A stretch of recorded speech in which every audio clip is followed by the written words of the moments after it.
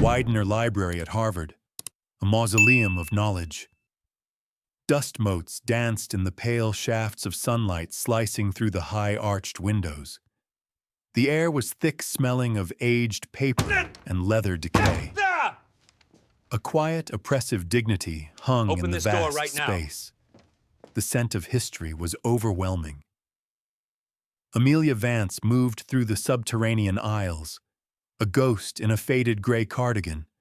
Her steps were silent on the cold marble floor. She wasn't slow but precise, every movement calculated. Her dark hair was tightly pulled back into a severe bun. Glasses thick and simple hid eyes that seemed to absorb all available light. She looked like a student perpetually in need of sleep, a forgotten fixture. She ran a thumb across the spine of a 16th-century illuminated text. A subtle, almost imperceptible tremor in her hand spoke of deep, contained knowledge. She knew the exact weight of every volume, the slight metallic odor of the rare binding ink, the silent practiced scorn from the few PhD candidates who passed.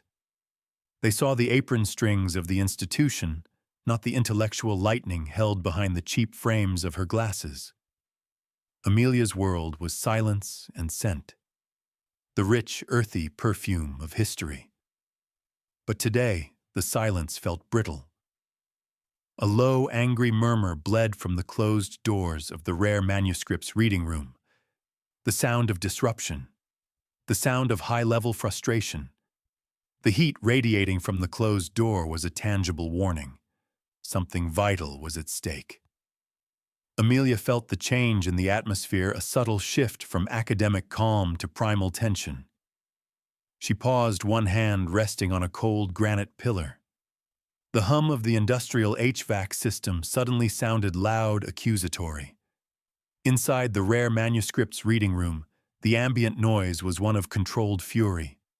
The scent of aged paper mixed with expensive coffee and the sharp, metallic tang of sweat-laced frustration. Alistair Sterling dominated the space. A towering man in his late 50s. His bespoke tweed suit, meticulously tailored, felt like armor in the stuffy room. His face, usually set in a scowl of intellectual superiority, was currently flushed a dangerous crimson. His voice was a grating tenor designed to cut through doubt. He was the classic academic tyrant whose ego was the fourth wall of the room. He believed authority was inherited, not earned. Dr. Marcus Morgan sat opposite him, mid-40s, more contained. His energy was tense, coiled like a spring about to snap. He held the key piece of evidence, a brittle yellowed scroll. Morgan's focus was on the text. Sterling's was purely on performance and pride. Morgan was the competent scholar, Sterling the insecure showman. The third was Langston Hale, a graduate research assistant, 25, slim, arrogant. His tie cinched tight in a perfect Windsor knot. His hair was slicked back, gleaming under the weak fluorescent light. Hale wore a constant, visible smirk, a mask of inherited contempt. He saw himself as the immediate future of the department. He saw Amelia as an inconvenient piece of furniture. Langston's ambition was a palpable odor mixing with his over-applied cologne. Sterling slammed his fist onto the oak table. A dull, echoing boom. The old wood shuddered. It is an insult, a scholarly disgrace, Morgan, 3 months, and this Byzantine Greek is fighting us at every single turn, Sterling roared. Hale leaned in his voice, dangerously soft. Perhaps the original transcriptionist was simply incompetent, doctor. Perhaps it's just the failure of the periphery. His eyes, cold and dismissive, glanced pointedly toward the closed door. They knew the librarian was there. The words were a calculated strike designed to wound anyone who didn't possess a PhD. The object of the academic's escalating fury lay on the heavy oak table. It was the Codex Vesperum, a private fragmented manuscript, believed to detail the final moments of a minor 9th-century Byzantine king before his assassination. Its provenance was murky, its value astronomical. It had arrived at the library 2 days ago, handled by gloved hands, and transported in a shock-proof, climate-controlled case. The scent of fresh varnish and old vellum filled the reading room. Amelia had been officially assigned to the Codex. Her duties inventory supervision and meticulous environmental control. She was the guardian of the physical artifact. Sterling considered her a glorified thermostat. The core problem manifested in the first 5 hours. The Codex, primarily written in Byzantine Greek, contained a shocking linguistic anomaly. A sudden, brutal interruption. Dr. Morgan's eyes, magnified by his glasses, traced the section. 7 words. They weren't Greek. They weren't standard classical Latin. They were an abrasive insertion, like a blade of granite wedged into soft limestone. The script. It's a corrupt ecclesiastical Latin dialect. Morgan muttered the sound dry as dust. But the vocabulary, it doesn't align with the 9th-century lexicon. It's a sabotage. Sterling seized the page. The precious vellum crackled like dry fire. Sabotage. It's a joke. It refutes my life's work on the imperial tax documents. If this section isn't about imperial wealth transfer, then my thesis collapses. His voice was a strained wire. He spun on his heel, his expensive leather shoe squeaking on the polished floor. He spotted Amelia through the door's glass panel, arranging protective slips. He slammed his fist against the reinforced glass. A muffled, thunderous sound. Vance, ensure the humidity is at 45% exactly, and do not touch the Codex unless absolutely necessary. Your job is custodial, not collaborative. Do you understand the sheer magnitude of what we are dealing with? Amelia, without moving her head, raised a single quiet hand, a controlled gesture, a promise of compliance. She understood the magnitude. They did not understand the magnitude of her. Her glasses glinted briefly in the harsh overhead light. Sterling's fury was a hot chemical smell. He flung the door to the reading room open. His shadow fell across Amelia, long and accusing. The light from the hallway seemed to dim under the force of his anger. Can you control that noise, young woman? We are attempting to salvage months of research in here. Your disruption is unprofessional, he bellowed. The sound reverberated off the tall shelves, shattering the library's fragile peace. Amelia stopped the cart. The squeak died immediately. She met his gaze. Her face was flat. My apologies, Doctor. The humidity has affected the ball bearings. Her voice was soft, not submissive but controlled, like a deep water current that cannot be redirected. Langston Hale stepped out, stretching dramatically. He carried a small, empty ceramic mug. He smirked. The humidity. Right. Hale drawled, tasting the lie. His voice was laced with the thin, sharp veneer of academic entitlement. Perhaps the librarian can offer us a scholarly translation of our impasse, Dr. Sterling. Or maybe she just needs to find her alphabetical order comfort zone. Sterling laughed, a harsh, brutal sound of pure contempt. I doubt she knows the difference between Latin and a latte order, Hale. Just ensure those documents are shelved correctly, Miss Vance. Custodial duties. That's your domain. He slammed the door shut. The impact rattled a nearby glass cabinet. Amelia stood still for a long count of 7. The scent of Sterling's expensive eau de cologne lingered in the air, a chemical insult to the deep, historic mustiness she prized. She pushed the cart forward, the wheels now silent. Her focus was locked on the room's locked door. She felt the injustice burning behind her ribs, a low, steady flame of suppressed rage. She moved around the corner into a dark, rarely touched aisle. She didn't check the height or the angle of the books. She reached out and pulled a rarely touched obscure volume, the neologisms of the Macedonian monks. It was small, bound in worn, dry leather. She quickly, almost defensively, flipped to a central section. The pages smelled of iron and blood, metaphorically. She paused at a complex entry. Her thumb traced a single complex symbol, the very one the professors were struggling with. The text spoke of ancient religious schisms, but the true meaning, the one buried deep in the Byzantine dialect, was a secret Amelia had mastered years ago in another continent, under another name. A faint, almost bitter smile touched her lips. She understood the passage. The professors were looking for historical truth. They missed the political lie. She closed the book. It made a clean, loud snap. The key was not in Oxford. It was here. It was in her hands. And they had just dismissed the keeper. The low hum of the library seemed to wait for her next move. The intellectual lightning was about to strike. The air in the reading room was stale and charged a volatile mix of anxiety and unwashed ego. The tension was now a living, breathing thing. The linguistic crisis deepened.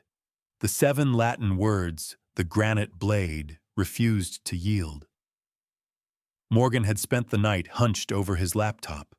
His eyes were bloodshot, and the scent of stale coffee and despair clung to his tweed jacket. "The word is eternus," Morgan stated, his voice a strained whisper. "Commonly eternal. But eternal order makes the narrative illogical." The king was clearly retreating, not contemplating metaphysics. Sterling paced. His leather soles scraped aggressively against the polished floor. "It must mean enduring wealth. It has to. My thesis on the Byzantine hoarding instinct depends on a material reading. If we cannot prove material intent, the entire structure is a lie." His voice cracked, sharp and painful. Langston Hale, sensing weakness, chimed in.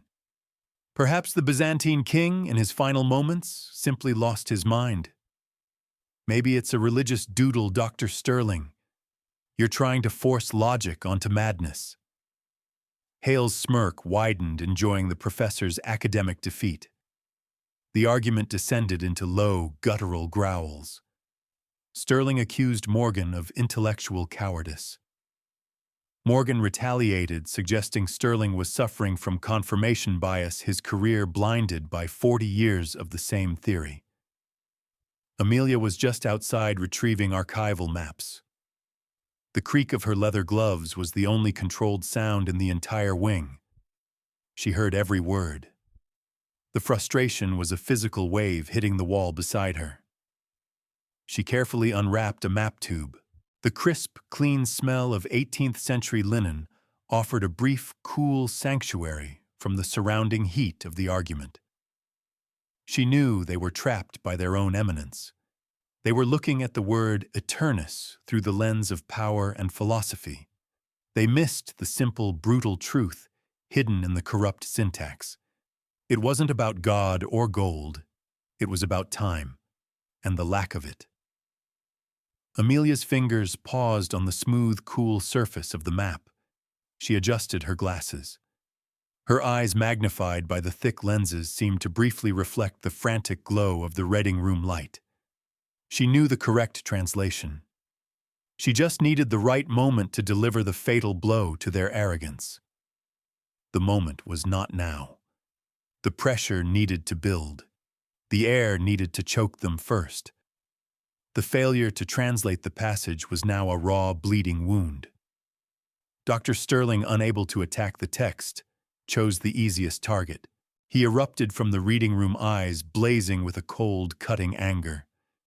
He found Amelia in the reference stacks, precisely placing archival boxes onto a high shelf.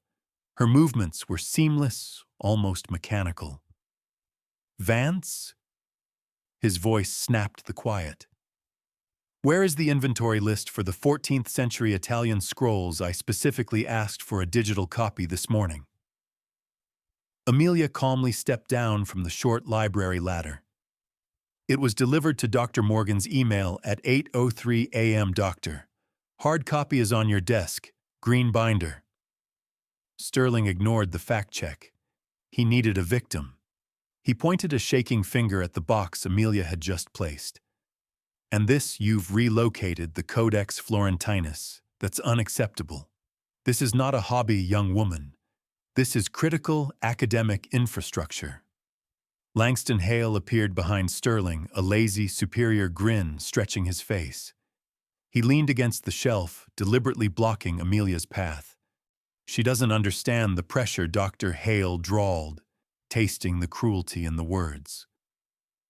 It's beyond her skill set. High-level scholarship, high-stakes failure. She just deals with labels and dust. He paused, letting the silence hang heavy and judgmental. Focus on not misfiling the D section, Miss Vance. Alphabetical order. That's your domain. The phrase, alphabetical order. That's your domain, landed like a small, sharp pebble. It was the ultimate condescending dismissal of her intelligence. Amelia's hands, which had been steady, flexed once. The movement was sharp, sudden, and completely contained under her cardigan sleeves. She looked directly at Langston Hale. Her eyes, magnified by the glass, were flat dark and utterly unreadable. The only visible response was the faint, subtle tightening around the corner of her jaw. The D section is sound, Mr. Hale, Amelia said. Her voice was low, resonant, not defensive but factual. The Dionysian texts are grouped by chronological authority, not simple title. A necessary deviation, as the 1908 D catalog, has an inherent error in its cross-referencing of Pseudo-Dionysius the Areopagite. I corrected it last Tuesday. She provided the date and the specific academic flaw. Sterling and Hale froze. The silence was now thicker, infused with sudden, sharp doubt. They hadn't seen the correction. They hadn't even checked. Amelia had already moved beyond their work. She stepped past the frozen Langston Hale. She did not brush him, but the air around her was suddenly cold. She returned to her cart. The scent of her presence lingered, an abrupt, undeniable challenge to their authority. The game had changed. The sun bled out of the high Gothic windows, bathing the library in a thick, bruised, purple light. The reading room door was finally locked. Sterling and Morgan had retreated, defeated by the Byzantine paradox. Only Langston Hale remained, packing his briefcase, slowly savoring the late-night quiet. He saw Amelia in the restricted lobby, locking down the main research consoles. He approached her, his voice low, a confidential sneer. You know, Miss Vance, correcting Dr. Sterling on a minor catalog error won't change the hierarchy of knowledge. You're a great custodian? Stick to the shelves. He leaned in his cologne, aggressive. We're calling in a real expert tomorrow. From the Sorbonne. Someone who understands this level of research. Amelia didn't look up. The Sorbonne specialist specializes in classical Attic Greek, Mr. Hale. They won't understand Macedonian Latin dialects. They will be as useless as the 1908 D catalog. Hale froze. His smirk vanished. The cold calculation in her voice was a physical shock. He stammered, then retreated, the hollow sound of his footsteps echoing down the long, deserted hall. Amelia finished her duties. The vast library became her own, a kingdom of silence. She moved quickly to the staff lounge, a tiny, windowless room smelling of burned microwave popcorn and old coffee grounds. She pulled out a small burner phone. It was cheap, heavy, and taped with black electrical tape. She keyed in a number. The line connected instantly. No ring. Only a sharp, synthesized click. A deep, accented male voice came through, clean and metallic. Status. Amelia spoke in perfect, fluid Byzantine Greek, the dialect centuries dead yet alive on her tongue. Her voice was low, authoritative, and completely unlike the mild librarian voice. The Codex Vesperum is secure. The paradox is confirmed. They are fixated on eternus, eternal wealth, or eternal order. And the political reading, the continuum eternus, the voice asked. Amelia's eyes narrowed. They missed the subtext of the 9th century imperial collapse entirely. They missed the deliberate code shift. They are too invested in their own PhD narratives to see the blood on the vellum. The target date is Friday. If the Harvard team cannot authenticate the king's final intention, the UN Security Treaty fails. We need a definitive interpretation, Amelia. By morning. This is not about history. It's about border stability. The final 2 words were pronounced with chilling clarity. Amelia stood up. The cheap linoleum floor felt suddenly cold beneath her worn shoes. The stakes had just shifted from academic pride to geopolitical stability. I understand, she replied, switching briefly to English, her voice now hard as tempered steel. The librarian is not leaving the corner until the paradox is solved. I will deliver the translation. She hung up. The phone went immediately dark. She tucked it into the hidden lining of her backpack. The scent of old paper had been replaced by the faint, coppery smell of high-stakes pressure. The following morning, the tension had reached a fever pitch. The reading room reeked of failure and stale cigar smoke left from Sterling's late-night panic. Dr. Sterling, defeated, slammed his briefcase onto the table. The sharp, ugly sound announced his surrender. "It is over," Sterling announced, his voice flat, stripped of its usual bombast. "We are compromised. My reputation is dust." Dr. Morgan, hollow-eyed, rubbed his temples. "We have to call someone, not the Sorbonne. We need a field expert, someone who deals with Byzantine political codes, not just philosophy." Langston Hale, sensing a new opportunity to climb, piped up. "I know Professor Eldridge at Yale. He's obscure but effective. He charges a premium. He is, however, a recognized authority." He emphasized the last 2 words, a clear attack on Amelia's unseen credentials. Sterling nodded slowly. The motion was heavy, painful. "Yale. Do it. Get Eldridge here by the end of the day. If he can crack this, we salvage the work. If not, we are destroyed." This was the point of no return. The official admission of defeat. The call for an outsider. Amelia was pushing her cleaning cart past the open door. She heard the name Eldridge. She knew his work. It was brilliant, but dangerously narrow. He would focus on the code and miss the emotional core of the betrayal. She felt a surge of hot indignation, not because they called an expert, but because they wasted critical time while border stability was at stake. She had the answer. They were too blinded by their own titles to look at the woman in the gray cardigan. The scent of their desperation was thick in the air. The final challenge had been issued. Amelia knew she had less than 12 hours before the arrival of the expensive official failure. She tightened her grip on the cart handle. The time for quiet subtlety was nearly over. The clock on the library wall ticked with loud, malicious precision. The minutes were bleeding away. It was late afternoon. Professor Eldridge's private jet was due to land in 2 hours. Sterling, Morgan, and Hale were huddled around the phone coordinating the emergency call. Their voices were low, panicked whispers.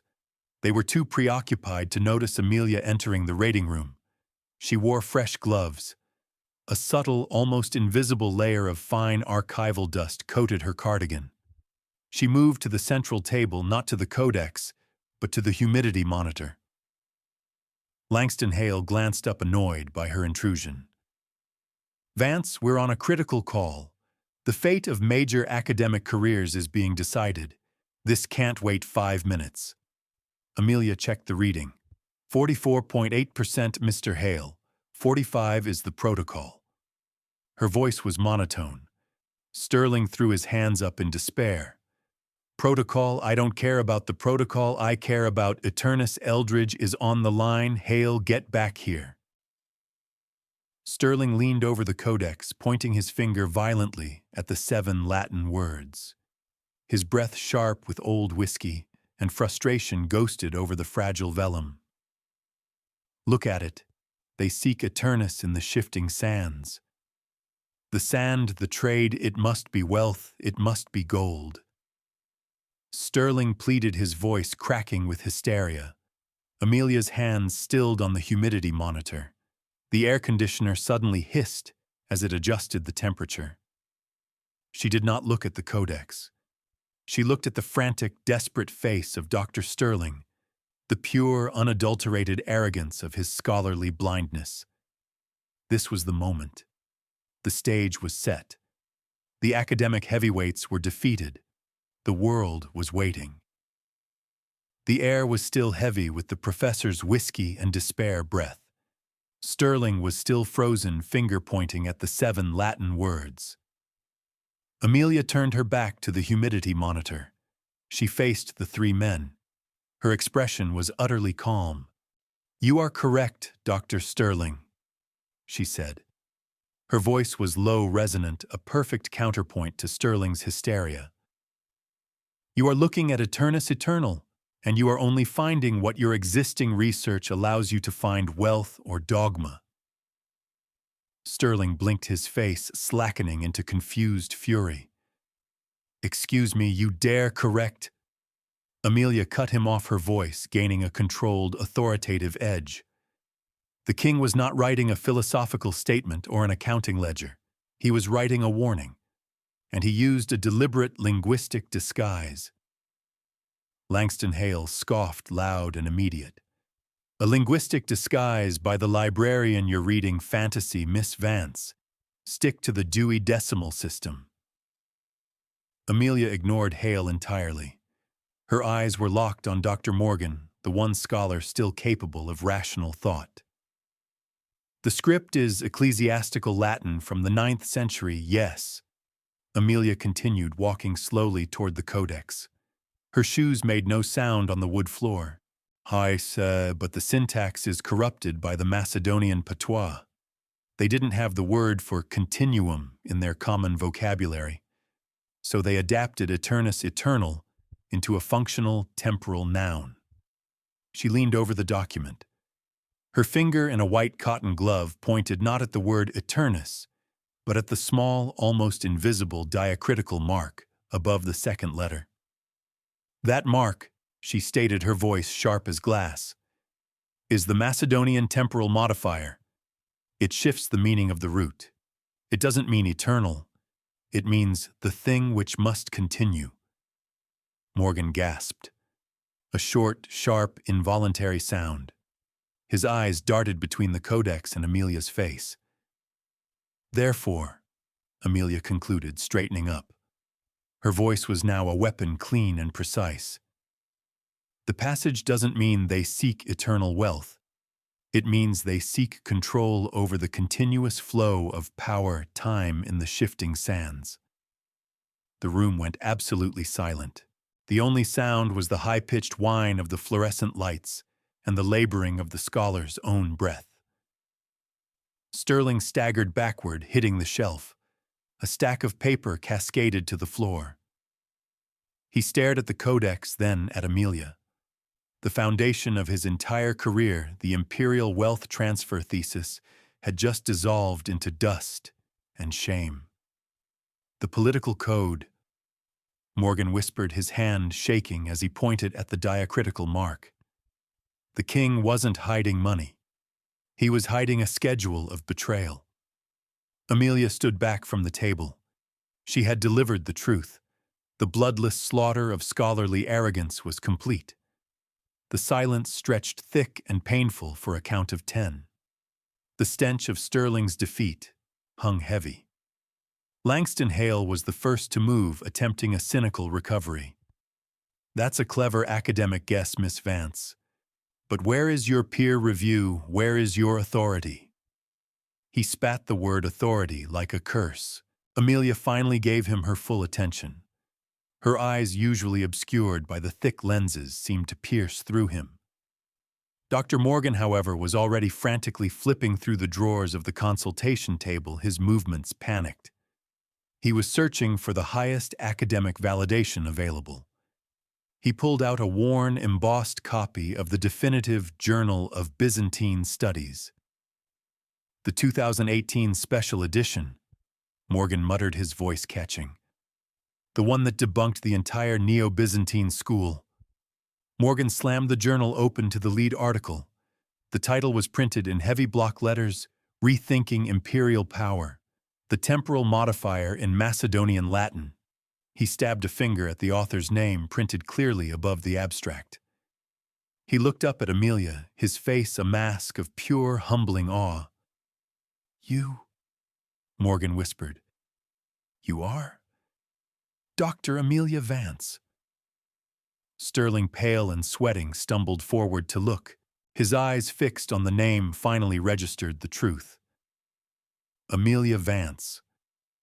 The scholar whose 2018 paper had shattered established dogma, the recognized, undisputed world authority on Byzantine linguistic corruption. Hale's face went white.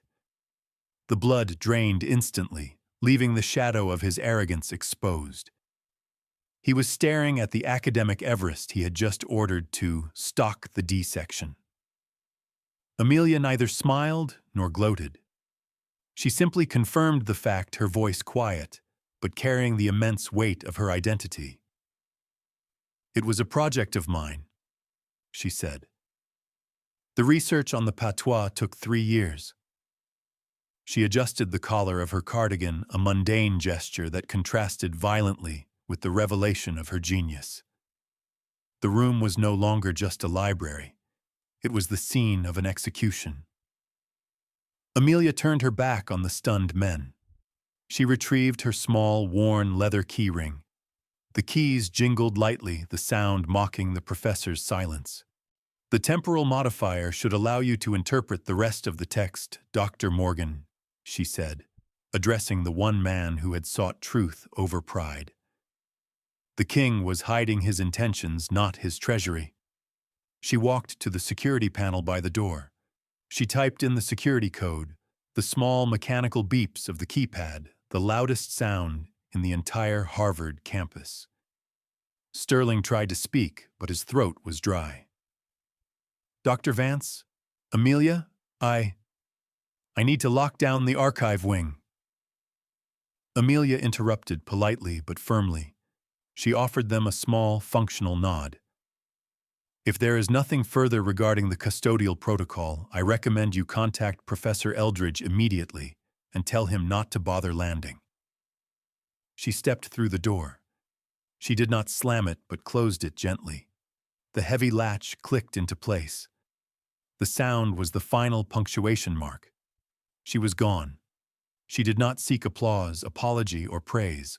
She had simply corrected an error that threatened international stability, put 3 arrogant men in their place, and returned to her job.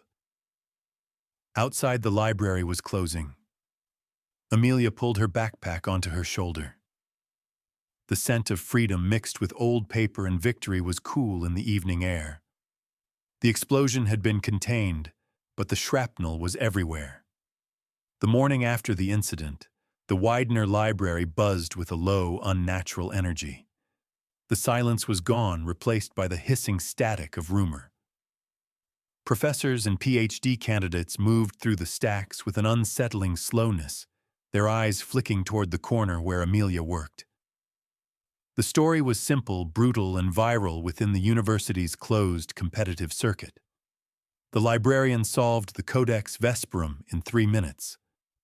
Dr. Morgan, humbled but rejuvenated, was now the reluctant town crier.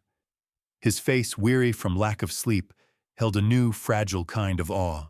He had spent the night confirming Amelia's findings, his pen scratching furiously across notebooks. He knew the truth. Dr. Sterling, by contrast, was in lockdown. His office lights were off. His door was locked. He was rumored to be drinking single malt scotch, staring at his Journal of Byzantine Studies. citations watching his life's work turn to ash. The scent of his defeat was an invisible vapor.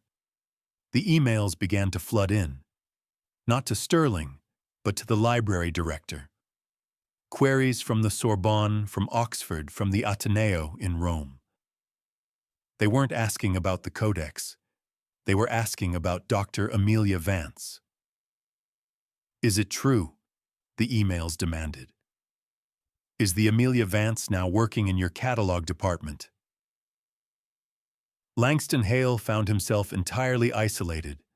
Students he'd mocked now ignored him. When he tried to speak to a colleague, the response was a quick, awkward nod and a swift exit.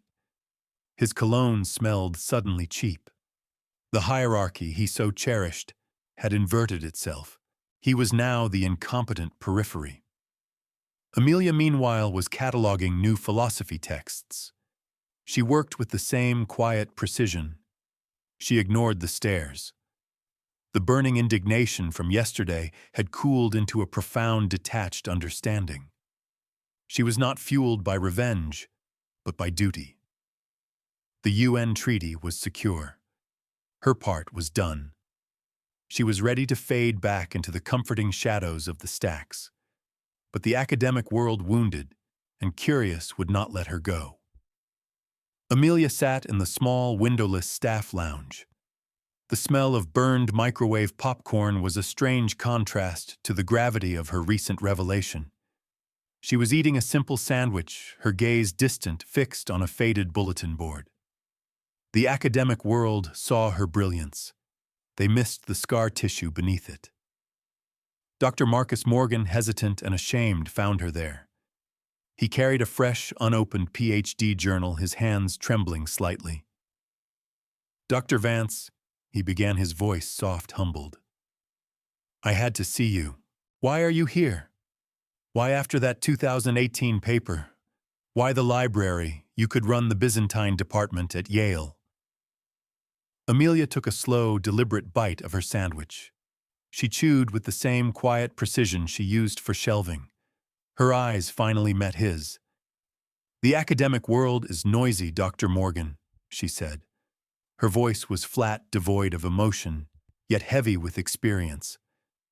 "It's a place where ego is valued more than truth, where titles become weapons and the work itself is secondary to the funding." She paused, a subtle shift in her posture. The memory was a cold draft passing through the room.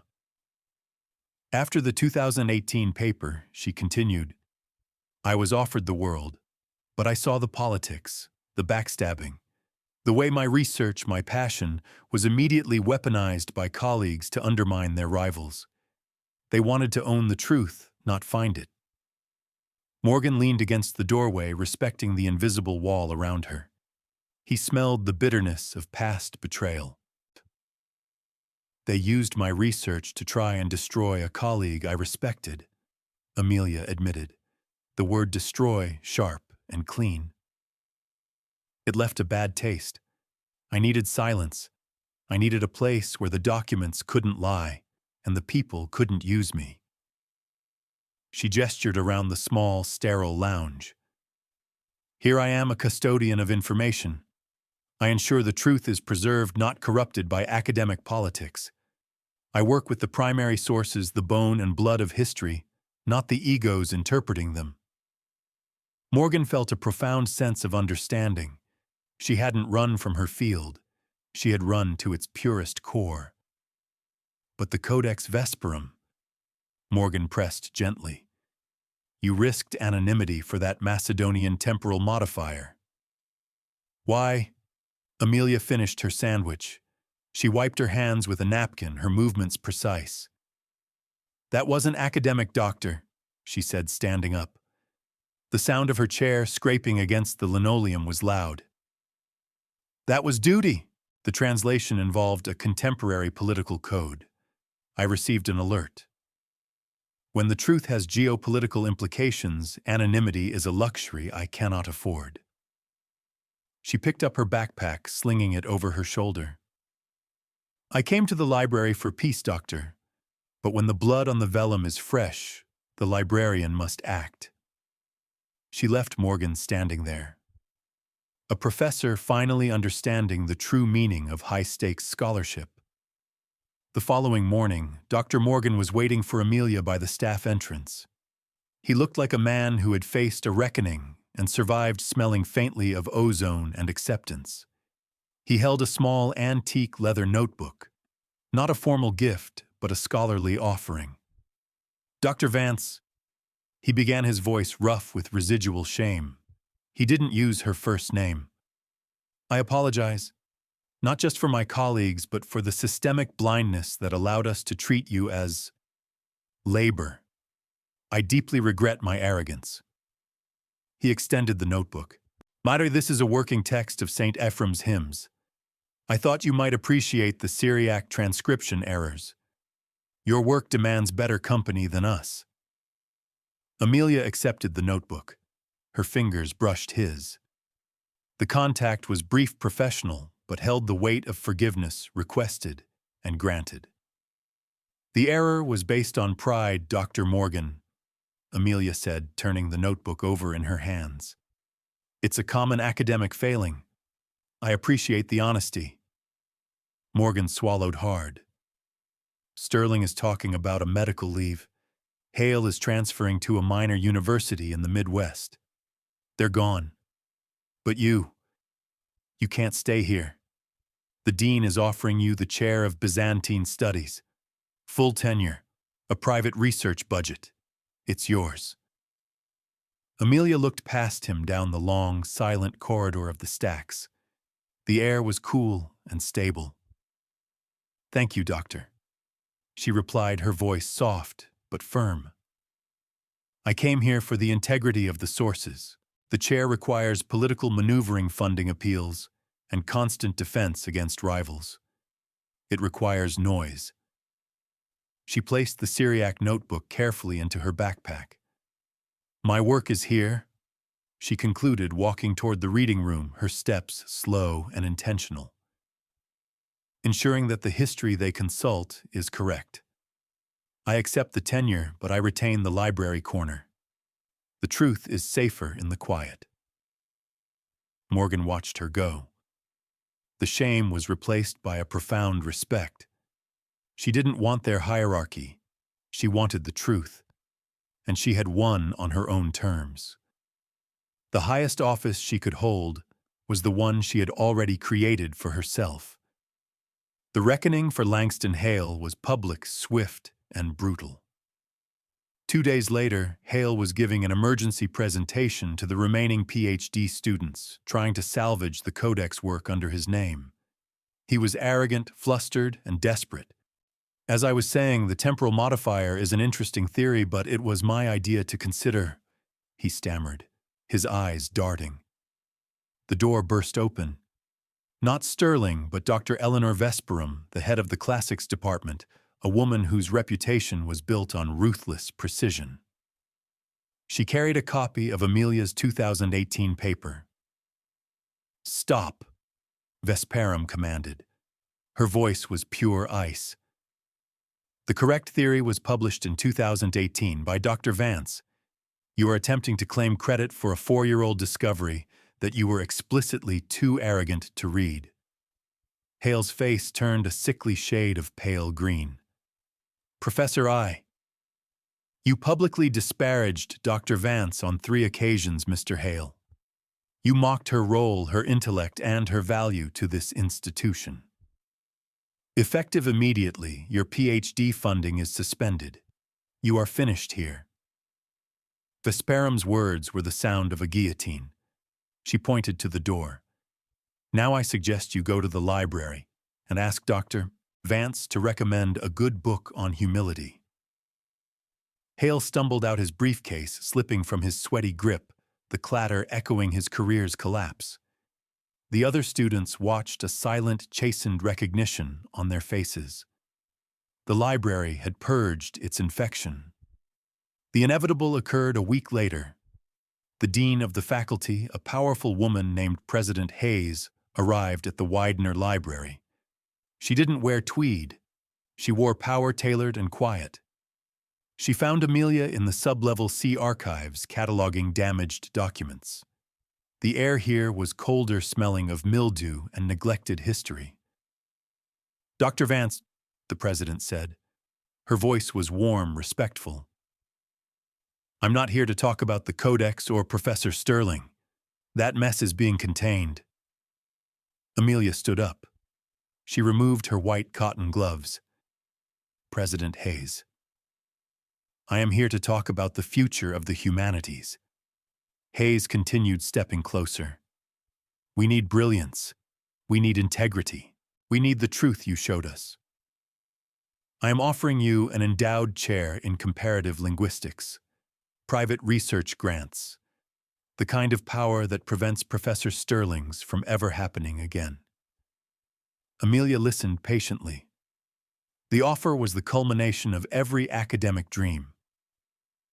"The truth is," Amelia said, her voice steady, "I accepted a similar position a week ago under Dr. Morgan's recommendation, but with conditions."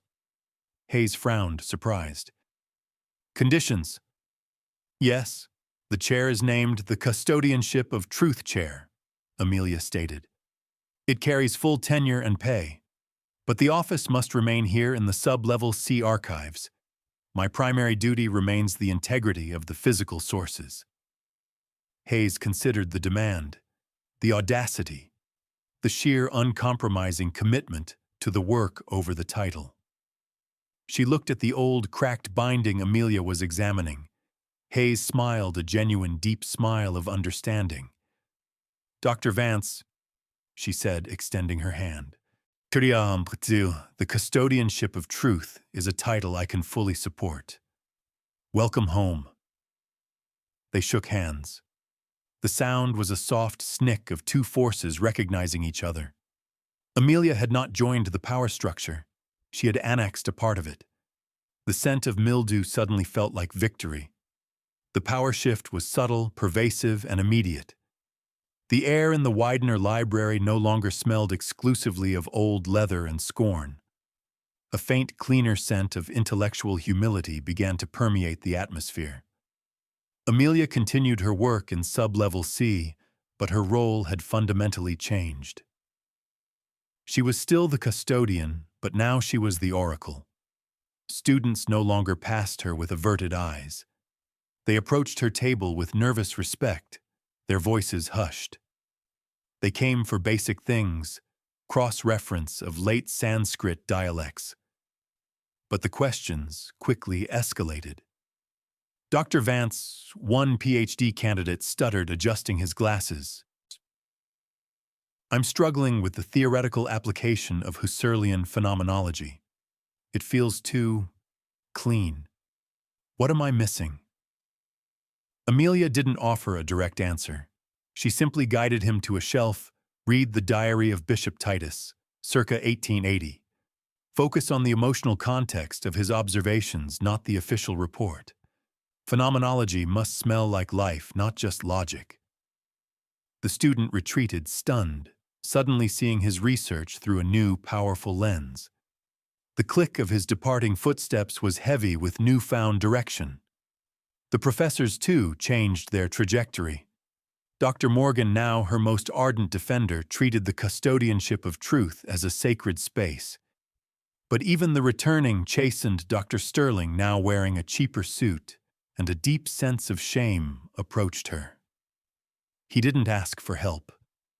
He simply left a small, meticulously annotated copy of his latest research outside the sub-level C door, a silent offering, a request for her unspoken correction. Amelia saw the manuscript. She knew Sterling was still grasping for relevance. She didn't touch it immediately. She let the smell of fresh ink and desperation air out first. She was no longer the one asking for respect. She was the one granting intellectual permission. Her true power lay not in the title, but in her physical presence among the books. She was the silent, immovable center of the university's academic honesty. The library was no longer a tomb. It was a temple of uncompromised truth. Weeks passed. The structure stabilized. Dr. Morgan was now the de facto head of the Byzantine department, but he often ate his lunch in the staff lounge seeking Amelia's quiet company. Amelia finally addressed Sterling's abandoned manuscript. It was flawed, still grasping at old theories. But she saw a flicker of the man's original passion, a single brilliant footnote buried deep within the text. Amelia found a small blank sheet of archival paper. She wrote a single, concise note. The script was small, elegant, and perfectly accurate. She didn't correct his thesis. She pointed him toward a path of honorable recovery. She instructed Dr. Morgan to place the note and a key reference book, a volume on comparative legal systems, that Sterling had always mocked back on Sterling's office chair. Morgan understood the gravity of the gesture. "You're offering him a chance at redemption." "He was always a scholar, Doctor," Amelia replied, her eyes returning to her cataloging. "He simply forgot the difference between ego and evidence. The library doesn't destroy knowledge. It preserves it, even flawed knowledge." Morgan placed the book and the note on the large, empty mahogany chair in Sterling's office. The scent of dust and failure still lingered there. Sterling returned later that evening. He found the book, the note, and the implicit forgiveness. He collapsed into the chair, the deep leather groaning under his weight. He didn't rage. He didn't despair. He began to read the harsh overhead light, finally illuminating the path forward. Amelia had not sought revenge. She had enforced a scholarly standard. She had not eliminated her rival. She had reminded him of his true purpose. The university settled into its new reality. Dr. Amelia Vance, the custodianship of truth, spent her days in the comforting, cool silence of the archives. She was no longer defined by her title, but by her unwavering presence. Students occasionally saw her leaving the library at night, her gray cardigan blending with the shadows of the old buildings. But now they saw a woman of immense power, not an insignificant employee. They saw the living embodiment of intellectual integrity. The final lesson was not for the professors, but for the wider community. One late evening, Amelia was organizing a cart of returned books. A young, nervous undergraduate student working late approached her. "Dr. Vance," the student whispered, "I'm a biology major, but I work at the campus coffee shop. People treat me like I don't belong here." Amelia looked up. She smiled a small, genuine, warm smile that softened the lines around her eyes. "You are surrounded by 7 million books in this library." Amelia said, her voice clear and gentle. "Each one holds a genius, a failure, or a revelation. And every single book needs someone to place it on the correct shelf, at the correct angle, at the correct time." She placed a heavy book onto the cart. The solid, reassuring weight of the knowledge was palpable.